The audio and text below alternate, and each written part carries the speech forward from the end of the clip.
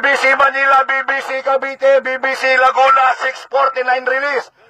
First lap derby, 1, 2, 3, release! Pakikabog, pakikabog! Pakikabog, pakikabog! Ayan po mga ibon yung mga idol! Maraming salamat po!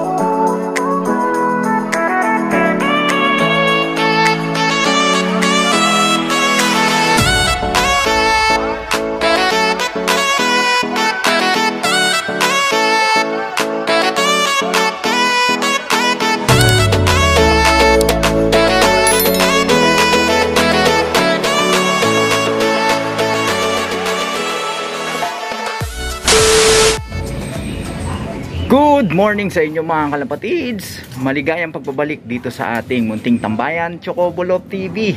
At gaya ng inaasahan, araw ng linggo, abangan na naman tayo.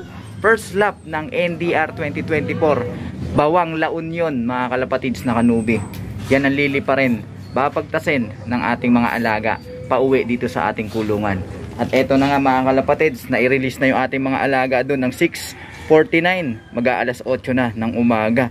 Mamaya-maya pa siguro makakarating yung ating mga alaga, mga pasado alas 9 gaya ng dati.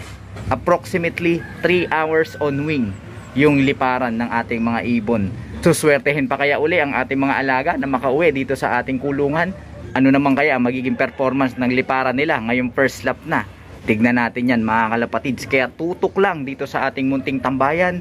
Sa mga hindi pa nakapag-subscribe dyan, mag-subscribe na kayo, hit nyo na notification bell para nang sa ganun maging updated kayo sa ginagawa nating kwentuhan dito lang sa ating munting tambayan.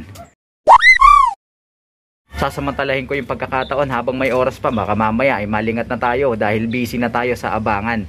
Shout out sa ating mga solid supporters na sila Zaijan Manzano, Lilian Fe Ponce, Nasty Jerslov, Michelle Angeles, Catsman 24 ng Kingdom of Saudi Arabia, Nebben, Isang Chinelas, Red Check Love TV, Janro Bolaños, Jay Anacion, Dennis Calapatids, John Ski 15, Ian Valdez, Jubert Ferrer ng Novaliches, Sekya 08, Sir RV, Kurotokurok, Alexander Crisosto, Romeo Castillo Jr., Loren Zapeng, Roland Pion, Carl Jan Hunsay, Mark Sampaga, Kant Caranza of Canlop, Basilio Palisada, Hotshot XD, ZDMC, Apiot Abad, Adrian Dizon, Jed Gutierrez, Jason Kaole, Jestoni Palacol,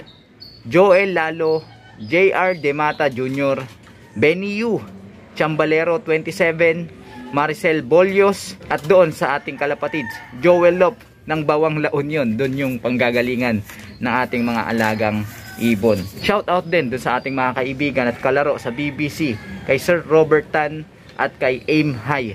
Maraming salamat sa inyo mga kalapatids sa patuloy ninyong pagtutok at pakikitambay dito sa ating munting tambayan, pakikipagkwentuhan. Kung wala kayo mga kalapatids, hindi magtutuloy-tuloy itong ating YouTube channel. Kaya muli, maraming salamat sa inyo. At hingi sana ako sa inyo ng isang pabor. Baka pwedeng i-click nyo na yung like button mga kalapatids at mag-comment na rin kayo para sa video ito, nang sa ganun makatulong ito ng malaki sa ating algorithm kay YouTube. Nang sa ganun lumaki pa yung ating community at dumami pa tayo dito sa ating munting tambayan para sa tuloy-tuloy na kwentuhan, nakapupulutan ng mga kaalaman. Habang wala pa yung ating mga hinihintay, asikasuhin muna natin tong ating mga alaga dito sa ating breederan. Pakakainin natin yan dyan sila. At dito sa ating flyer slope, pakakainin ko na yung mga naririto para mamaya busog na yung ating mga alaga at hindi na sila makikiagaw dun sa mga ibon nating inaantabayanan. Ganun din dito sa ating breeder section, pakakainin ko na rin to mga kalapatids. At yan, hinanda ko na din yung ating ipapainom sa ating mga alaga. Alam nyo na yan sa mga matatagal nang tumututok dito sa ating YouTube channel. Ayan, alam nyo na kung ano yan mga kalapatids. Kumakain na yung ating mga alaga at kung mapapansin ninyo, araw ng linggo ngayon, alam nyo na yung ating ibinibigay mga kalapatids. Dito rin mga kalapatids, kumakain na rin sinogin dito sa ating breeders cage. Samantala dito naman tayo sa ating mga breeders mga kalapatids. At ito, ayan, tadan, nilagyan ko na mga kalapatids ng feeder para nang sa ganon, ito, hindi nagsasayang kasi nagsasayang sila madalas dyan. Marami natatapon, namimili kasi itong mga breeders natin. So at least ito, bukod sa mamimaintain na malinis yung kanilang tinutuka, hindi masasayang mga kalapatids dahil may balot yan. So papakainin na natin to. Siguro ang lalagay ko na lang dito siguro mga minerals o kaya patuka, kasi tignan nyo, limited lang yung butas natin. So siguro sa mga susunod pag-iisipan ko kung ano yung pwede natin ilagay dyan. At pagka ganito, pwede na natin tambakan mga kalapatids dahil nga kumpiyansa tayo na walang masasayang mga kalapatids. Ayan, yun, komportable yung pagtuka nila mga kalapatids. So dagdagan pa natin yan. Ayan, o diba, naninibago pa yung ating ibon pero masasanay din yan eventually. Nagbutas lang ako ng kaunti dito sa screen para bigyan daan yung kanilang tukaan. Alright, so ayan, yun mga kalapatids, all set na. Antayan na tayo mga kalapatids. Time check 9:21 ng umaga. Wala pa rin yung ating mga alaga. Abang-abang pa tayo mga kalapatids.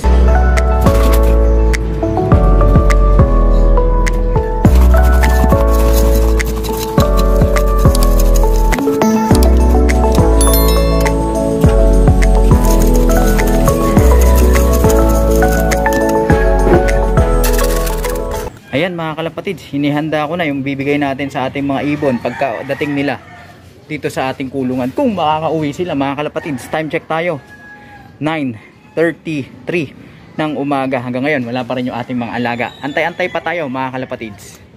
9:47 ng umaga.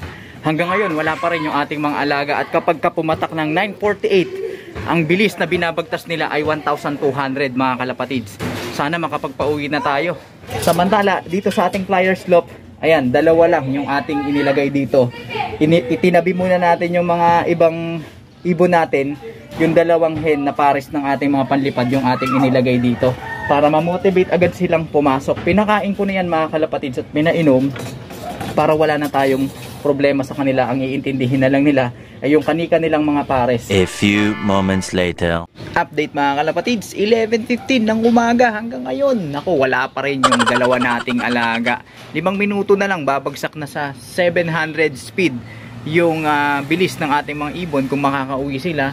And then alas 12 cut off na mga kalapatids. Sana makauwi na yung ating mga alaga. Ano kaya nangyari dun sa mga yon? Ang habol na lang natin ay makapag-clock yung ating mga ibon para kahit papano hindi sila magbutas. 1 eternity later. Time check mga kalapatids, mag-aalauna, 5 minuto na lang. At kanina nga nag-cut off na tayo ng alas 12 ng tanghali.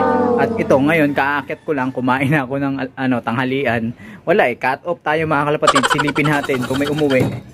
Ayan, wala. Ayun, may umuwi. Ayun, si Jessie may sticker pa. Nasa si Zomba? Wala pa si Zomba mga kalapatids. Si Jessie pa lang. So, anong gagawin natin sa'yo? Cut off ka. Sige, subukan natin i-recover na to mga kalapatids. Mukhang nangihina. Yan mga kalapatids, pinakain ko na si Jessie para makabawi ng lakas. Mukha namang nakainom na siya kanina bago tayo umakyat kasi bawas na yung tubig dito. Ayan, sana makabawi siya ng lakas para sa susunod tignan natin kung ano magagawa nating tulong sa kanya. Samantala si Zomba, antay-antayin na lang natin mga kalapatids. So yan muna mga kalapatids ang resulta ng ating naging abangan para sa first lap na ito. Medyo hindi tayo sinuwerte mga kalapatids, pero wala tayong magagawa, kasama talaga yan. Patuloy na lang tayong iisip ng mga kaparaanan pa para matulungan yung ating mga ibon, dahil kitang kita naman na nahirapan yung ating mga ibon na alaga sa pauwian sa first lap na ito. Kaya tutok lang kayo mga kalapatids sa mga susunod nating update. Sa mga hindi pa nakapag-subscribe dyan, mag-subscribe na kayo, hit nyo na notification bell para updated kayo sa ginagawa nating kwentuhan. Mag-like, comment, share sa videong ito at pakisuporta ng ating Facebook page para sa tuloy-tuloy na kwentuhan, nakapupulutan ng mga kaalaman. Hanggang sa muli mga kalapatids, paalam!